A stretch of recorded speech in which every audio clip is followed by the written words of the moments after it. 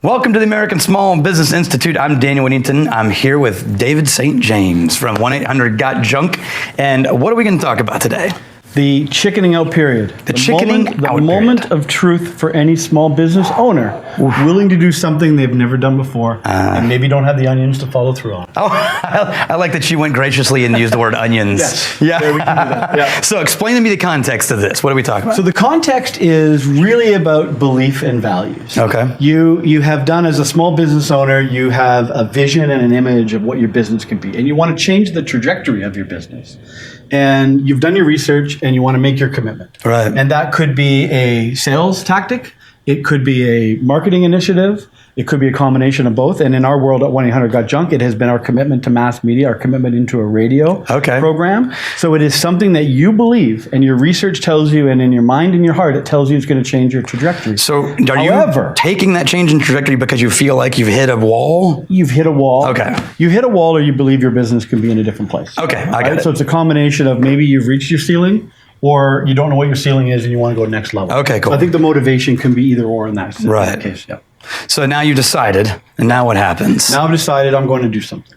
So I'm going to invest, or I'm going to change my behavior. Right. In our case at 1-800-GOT-JUNK, it was into radio. So you go through a period where you're spending enormous amounts of money. You are expecting a result that would happen at the end, not the beginning, and you kind of move along. And you do your friends and family test, and you do your customer test, and you realize it isn't making the impact. So you're over investing. And then you realize, if I continue to spend this way with the results I have today, I'm in financial trouble. Right.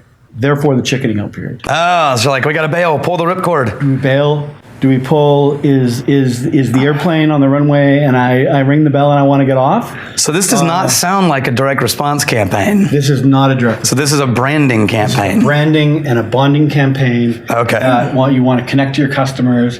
And depending on your sales cycle, so with 1-800-GOT-JUNK, it is, we want to be known for the company that when you have something to get rid of, it's 1-800-GOT-JUNK. Already. But we can't necessarily create the junk. Right. We can't necessarily create the urgency for you to get rid of the junk. Yeah, you really can't. But when you're ready, right. boy, are we ready. Right. And that takes some time. So the chickening out period is that moment of truth where you have to look at yourself and your business, or your business partners, or your finance partners, and you say, I truly believe in this. I'm going to continue to spend because I believe this is going to make a difference. Because if you pull it then, it's a guaranteed loss. It's a guaranteed loss. So how do you do that? I mean, it's easy to say. That's like saying, I know I need to work out. I'll just go do it. But like, how do you emotionally get over that hurdle of terrifying? You know, it's terror is what it is. It's terror. And I think the really important word is that it's not emotional.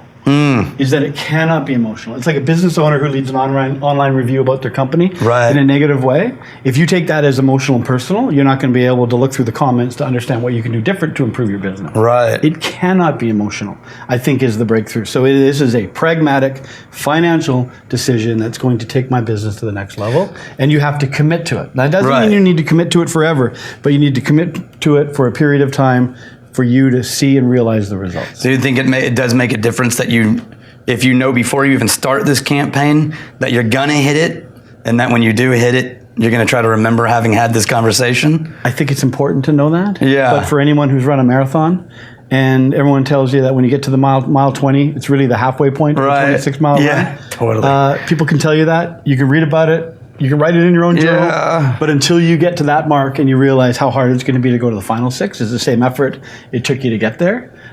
You have to be committed to it. Yeah, you're always going to feel like you're the only person who's ever felt like this. Correct. Because everyone else got through it, so obviously. That's right. Yeah. What does it feel like when it works? Angels will sing. Teeth will be whiter. You'll be a better dancer. That's right. It's interesting for the right business owner with the right mindset. They rarely would stop and have reflection of what it had meant, because they're continuing to push, and they're looking for what's. They're just seeing the next horizon. They're seeing the next horizon or the endless horizon. Right. So what's really interesting is you need to have that network around you to be able to have a milestone, a moment in time for you to reflect. To learn what could you have done different, what could you have done better, and then apply that kind of reflection into the next stage. But the true entrepreneur who can break through that chickening out period often doesn't have time to look in the rearview mirror and take stock of that. Yeah. So do you think it's easier to get over that hurdle if you have a team around you who's trying to provide you with courage when you don't feel it? Depends on the team. Yeah. It's probably in most cases harder. Really? Harder for your network, harder for your financial partners, Right. harder for your staff who know that you're committing so much effort and money into something different and they're waiting around for the results. They are not emotionally committed to it. They are not pragmatically committed to it. Right. So they are going to be those that begin to second guess first. And that's where you truly need to dig deep into the belief that this is going to make a difference. Okay. All right. Well, thank you for taking the time. It's been my pleasure. All right. We'll see you guys next week.